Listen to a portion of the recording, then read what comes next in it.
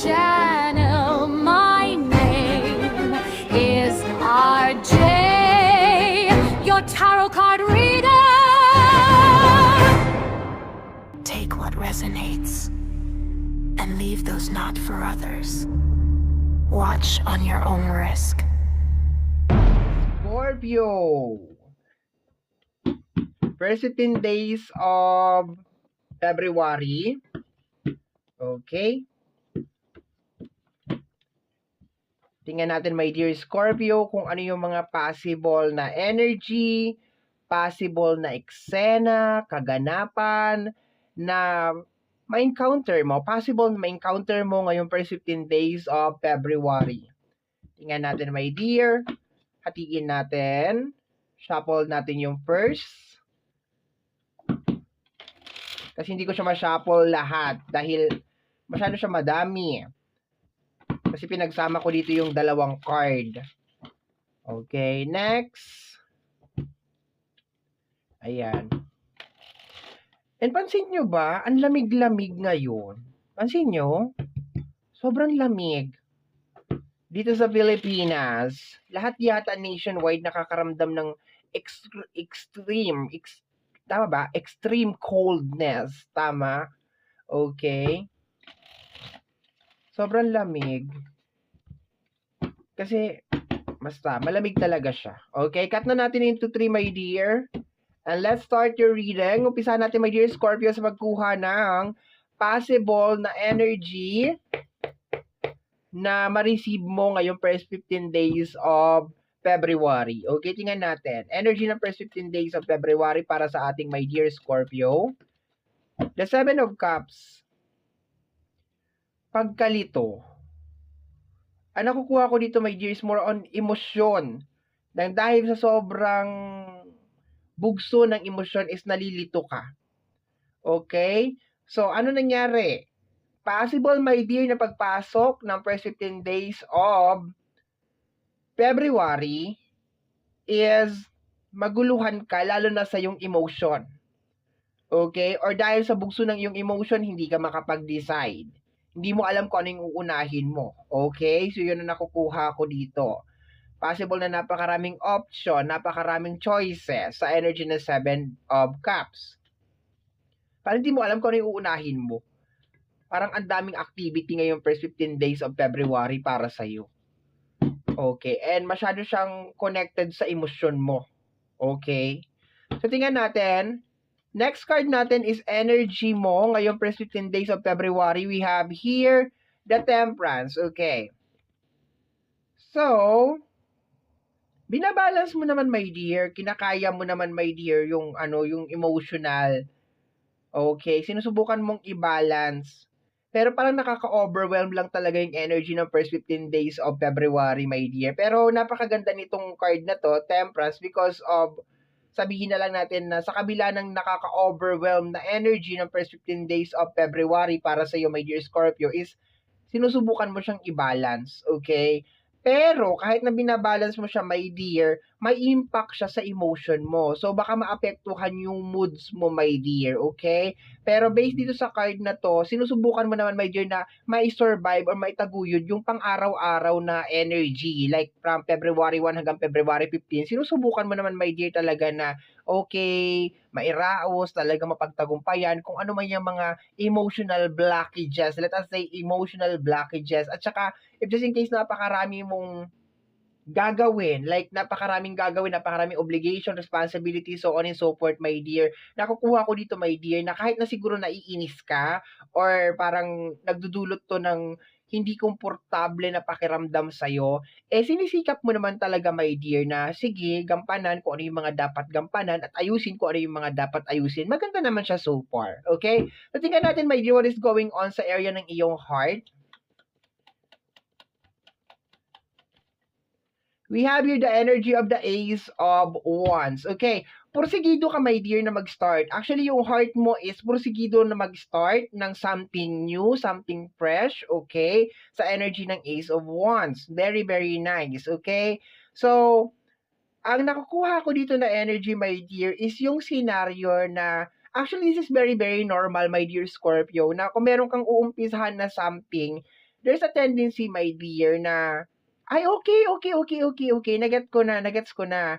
So, posible, my dear, na mapasubo ka. Like, for example, gusto ko tong gawin because napakaraming choices, napakaraming nangyayari. O sige, gagawin ko ito. Nang hindi mo masyado na pag-iisipan, my dear, kung ano yung mga possible na consequence, my dear. Okay, nagigets ko na siya. And ang reason, my dear, kung bakit ka parang mapapasubo because napakaraming mga obligation, responsibility. In short, my dear, magulo yung first 15 days of February. As in, magulo talaga siya, my dear. Kasi halos lahat gusto mo. Okay, halos lahat ng mga cups na yan ay gusto mo. Like, gusto ko nito, gusto ko yan, gusto ko yon. So, sabi ko nga, connected siya sa energy ng iyong emotion. Okay? So, posibleng mapasubo ka, my dear. Pero kahit na mapapasubo ka, okay, for example, mayroong naglalakad dyan, sabi, special offer po, ganito, ganyan, ganon, o gusto nyo ba na ganyan, ganito, ganyan, 12 months to pay, ayun na. Dahil gustong-gusto mo, hindi mo na naisip na, ay, imbis sa pag-ipunan ko ito, kukunin ko na lang ito kasi gustong-gusto ko talaga siya. Yung mga ganun, ha, be careful ka sa mga ganyan, my dear, ha. So, in short, kung iaano natin, my dear, tong reading na to, it's more on parang napaka-importante ngayon first 15 days of February na before ka mag-agree, before ka mag-yes, before ka mag-proceed doon sa gusto mong mangyari, my dear. Although, yes, gustong-gusto mo talaga yung gusto mo mag-new beginning, gusto mo ng ganito, gusto mo ng ganito, ang dami mong gusto, okay? Ang gulo. Before ka mag-proceed, always remember, okay, na may something yan, may catch yan, my dear, okay? So, prepared ka ba dun sa obligation at saka dun sa responsibility, okay? So, yan lang ang masasabi ko sa iyo ngayon. Tingnan natin, my dear, what happened in the past. Past energy. We have here the energy of the Eight of Cups, okay? So, this is more on Eight of Cups. Posibleng matagal mo na nararamdaman to, my dear Scorpio, na gusto ko to. Actually, yung energy ng Eight of Cups is more on detach. Okay, is more on emotional detachment. Para, tama, detachment, okay. Pero ang nakukuha ko, my dear, is matagal mo nang gustong gawin to.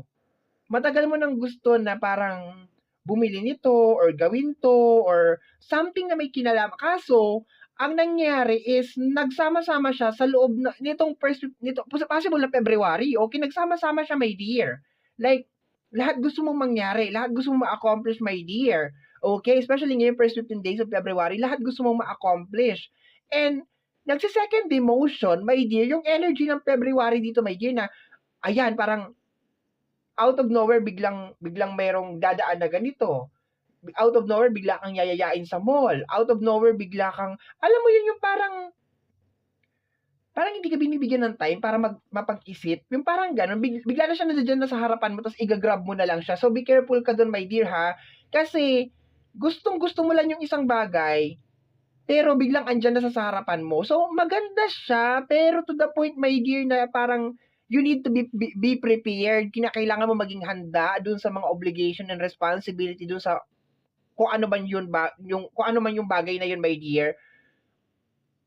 Yun lang, 'di ba? So, ang ganda ng energy niya, I love it. Kaso parang nakaka-overwhelm siya. Alam mo yung typical, my dear, na parang gusto ko magkaroon ng kotse. Ganon. Nag-iisip ka na, ay, parang gusto ko magkaroon ng kotse, ganito, ganyan, ganito, ganon. Tapos magsampa ng first 15 days of February, bigla may mga offering, napakaraming mga sales na kotse, mga ganito, bigla may mag-o-offer sa'yo. Eto, second hand na kotse, ganito, ganyan. Sabi mo, ay, wala naman akong pera. Oy, okay na, mag-down ka lang ngayon ng maski 5,000 or ng mga 10,000, okay na. Yung para bang, napapaisip ko ngayon, ay, meron akong 5,000 sa wallet ko, ganito, ganyan, or ganito sa savings ko. Alam mo yung parang tibig na, ay, sige na nga. Yung parang mapapasubo ka, my dear, yun na nakukuha ko. Pero so far, yung energy niya, my dear, is like, nakaka-overwhelm siya kasi parang meron kang courage. Meron ka ng lakas ng loob, my dear, na gawin kung ano yung bagay na ito, my dear. Yun nga lang, yung energy niya is talagang nakaka-overwhelm talaga siya, my dear. Walang masama sa desire mo na mag-umpisa, mag-start, magpundar, kung ano man yung gusto mo, my dear. And supported naman siya, my dear, ng first 15 days of February, okay? And sabi dito ng temperance mo na, yes, sinusubukan mo naman siyang i-balance, kinakaya mo naman siya, my dear. Pero, it's very important pa rin talaga na every time nagagawa tayo ng moves, my dear, sa buhay natin, is we know kung ano yung mga consequence niyan, okay? Kagaya nga, bigla kang uutang. Always remember, my dear, hindi tayo laging malakas. So, baka mayroong mga buwan 'di ba, sa taon na ito na hindi tayo magiging okay, magkakasakit tayo or something, hindi ko naman pinipray o hindi ko naman ina-assume, my dear, pero maganda na yung maging open tayo, my dear, na okay, kung ang sinasahod ko ay 5,000 lang monthly, tapos ang huhulugan ko ay 6,000, so abonado ka pa, 'di ba? I hope nage-gets mo yung ibig kong sabihin, okay. So let's go tayo sa possible na outcome nito. Possible na outcome ng energy na ito, we have here, hindi ka pa rin talaga magiging masaya, my dear. The Five of Cups. Okay, hindi ka magiging masaya ka. Ito, my dear, yung tipikal na nakuha mo nga, nagawa mo nga, pero possible na hindi ka magiging masaya because of parang hindi mo masyado napag-isipan kung ano yung magiging obligation niya. So, bago ka gumawa ng isang moves, my dear, maging clear sa'yo kung ano yung mga obligation at saka responsibility niya. Once again, yung energy ng first 15 days of February is nakaka-overwhelm talaga siya. Okay, like nakaka-overwhelm siya. Although nabanggit ko talaga kanina na posible siyang maka-apekto talaga sa mga decision making mo talaga. Pero talagang yung ano lang talaga niya is nakaka-overwhelm lang talaga siya. So, sa energy ng overall mo, kakayanin mo naman maski anong butas ang pasukin mo or maski ano man yan, kakayanin mo, pipilitin mo talagang kayanin. Pero yun nga lang, sinasabi dito, my dear, na yung possible na maging outcome nito is hindi, 'di ba? Yung nakuha mo nga yung gusto mo, energy ng Five of Cups, ayan oh, nakuha mo nga yung gusto mo pero malungkot ka pa rin, 'di ba? So, wala namang masama, my dear, na mag-new beginnings tayo or gumawa tayo ng mga bagay-bagay once again, pero 'di ba? Dapat alam natin yung mga possible na consequence of our action, okay? Message sa'yo ng ating spirit guide or ng ating mga spirit guide. Let me see. We have here the energy of the Three of Cups, okay? So, ang nakukuha ko dito, my dear, is like, this is energy of achievement. Yes, definitely, kino-confirm nitong card na to na, oo, meron kang mga ma-achieve, okay? Sinusupport ka naman. Pero yun nga lang, talaga maging prepared ka talaga sa mga obligation. Speaking of obligation, ano yung hidden message natin? Ano yung mga message na hindi nakakita? We have here the Nine of Wands. I told you, this is the hidden message, okay? So, hirap na hirap din si Nine of Wands, okay? Possible, my dear, na itong mga gagawin mo ng mga new beginnings, my dear, is meron siyang struggle na nakatago, my dear. Meron siyang something, meron siyang catch. So, it's better talaga, my dear, na kung pipirma ka talaga ng isang kontrata or kukuha ka ng something or gagawa ka ng isang action, talagang basahin mo talaga ng maigi, my dear. Hindi ka lang pirma ng pirma, hindi ka lang kuha ng kuha, hindi ka lang pasok ng pasok doon sa kung ano yung mga butas na bukas na yan, okay?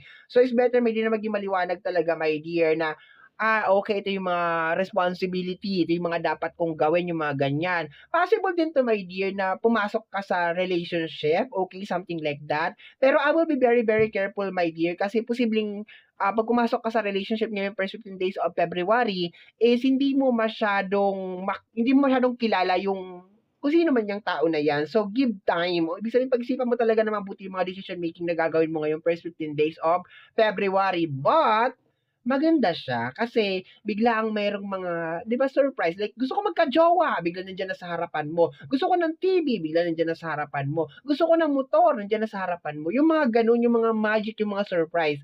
Kaso, may catch. May catch siya. Gusto ko ng motor.